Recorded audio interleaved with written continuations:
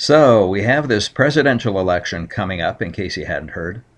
And I have to say that in my entire life, over a dozen presidents, I've never seen as much strong and vitriolic opposition to anyone as much as there's been toward Donald John Trump. This comes from almost all the left leaning mainstream establishment media. You might expect a decent amount of impartiality, but these outlets seem to have thrown that virtue out the window in their attempt to defeat Trump. I don't recall the media ever so clearly taking sides, not even against Ronald Reagan, another conservative populist, something not liked by the establishment, media or otherwise. Maybe because Reagan was a bit more genial and less combative with the press, he got a little better treatment. Some of the bitter resistance might be due to his promise to drain what he called the swamp, special interests and corruption built up in Washington, and people in the federal bureaucracy, which many call the deep state, undermined him from the get-go, as they illegally leaked conversations with foreign leaders and then tried to force him out with a special investigation. Congress even tried a partisan impeachment. But the most strident opposition to Trump seems to focus on this notion that he's a horrible person. Okay, I admit that this contention is at least debatable, based on, for example, his denigration of other people, while exaggerating and boasting about himself, although he also boasts about other people he feels are worthy. But a few horrible person accusations just don't seem to add up. One is this idea that he wants to be a dictator. So if he were such a big authoritarian, why would he obey court orders, even the goofy ones coming from left-wing activist judges who just want to thwart his agenda? Instead, he's lawfully and patiently appealed, and often won in the Supreme Court. Also, why would he voluntarily limit his power over the coronavirus, and even over riots and looting, by deferring to local authorities, namely governors and mayors? That actually looks a lot like a federalist. Another accusation is that he's a racist. He does want to control the southern border and called some Mexicans, but not all, drug dealers and rapists.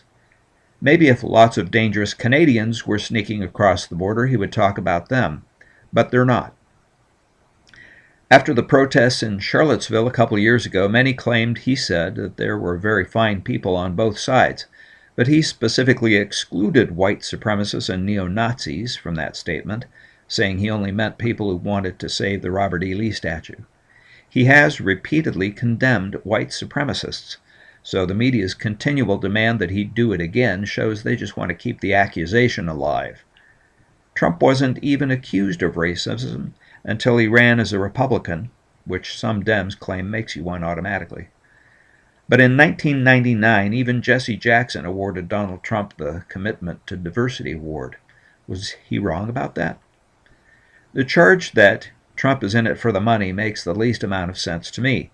He's a billionaire at least twice over already, and his kids are already rich.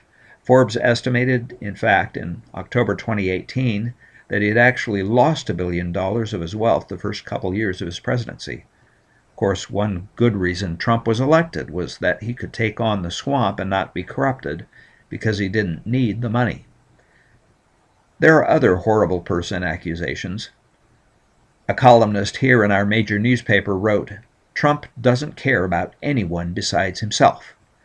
Number one, how could he know that's true? And then there are testimonials about him that show this to be false.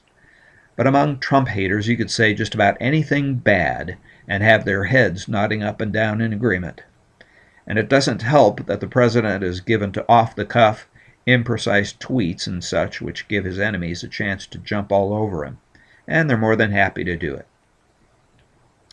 But even if we acknowledge that President Trump is a horrible person, though that's not irrelevant, it does seem to be rather secondary or tangential to the question of how the country has done and is doing during his administration. Note that I did not vote for Trump in the primaries, but have been surprised that a lot of things have gone quite well during his administration. For example, I was in the car not too long ago and saw gas prices just under $2 a gallon. Plus, the U.S. has reached the long-time goal of energy independence, no longer needing Middle East oil. so our military, to a degree, can be extricated from that hot mess. 2 important U.S. pipelines got approved, Keystone and Dakota. The use of fracking, which now many Democrats want to ban, is the biggest reason for our oil boom. Speaking of the Middle East, peace deals have now happened between Israel and 2 Gulf nations with the help of his negotiators. Even Trump's detractors have praised it. That helps to isolate Iran and shift power to U.S. allies there. We haven't had any new wars, and existing ones seem to be winding down. Yet the military has been funded when it had been stretched thin and depleted. We're even getting a space force, but the jury's still out on that one. Remember ISIS, that brutal, barbaric caliphate that took over so much territory? Remember how the Obama administration said that it might take years to get rid of? Well, Trump turned the military loose and their surrogates and eliminated it. New trade deals have been negotiated with China, Mexico, and Canada that seem to be better for the United States, for our companies and our farmers. U.S. corporate tax that, at least in theory, used to be 35%, has been lowered by 10% to make it more competitive with all the rest of the world. Now corporations like Burger King stop threatening to move their headquarters.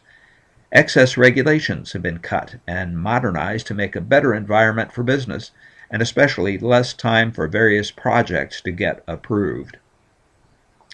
The U.S. exited from the Paris Climate Accord, a multi-nation agreement uniquely harmful to the U.S. economy.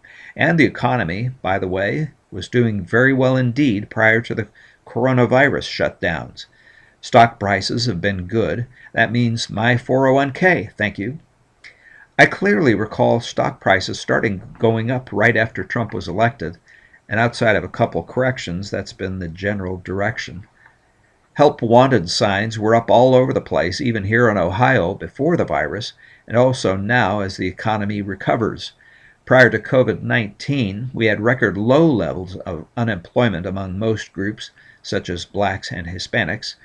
Lots of help wanted means higher real wages for even the lowest paid jobs. Yes, it's true.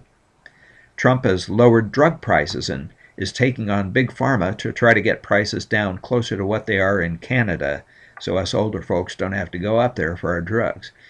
And came out with an America First healthcare plan that I guess Chris Wallace never heard of, since he said in the first debate that Trump had no plan. Although it's most all executive orders, unfortunately, not legislation. The administration responded to the coronavirus by urging a lockdown early on to flatten the curve of hospitalizations and give the medical community time to adjust and learn more about the virus. It used emergency production orders to get enough PPE and ventilators to meet the needs of governors, then urged opening the economy back up again as the level of danger came down. Not a perfect record and could have been communicated better, but overall pretty good, especially compared to what his opponents offered. Not sure at all that Joe Biden would have done better. Here are more accomplishments. About 300 constitutionalist judges on the federal courts to rein in implementation of left-wing policies that couldn't make it through the legislature, and 2 originalist Supreme Court justices. The passage of criminal justice reform and the First Step Act to help ex-cons re-enter society. Opportunity zones, which direct investment dollars into our most underserved neighborhoods. Remarkable growth in manufacturing jobs, which the prior administration had pretty much given up on, saying you'd need a magic wand to get them back. Efforts to boost school choice to let families in every income bracket have better alternatives for their children. Getting NATO partners to increase their spending for their own defense. Improved management of our southern border and significant reduction in the number illegally entering our country, even as our economy improved. Improved medical care and choice for veterans, the right to try experimental drugs for fatal illness. Oh, and he lowered taxes for everyone and increased the national debt by trillions of dollars in budget deficits. Oh, wait, that's not a good accomplishment. Oh well, nobody's perfect.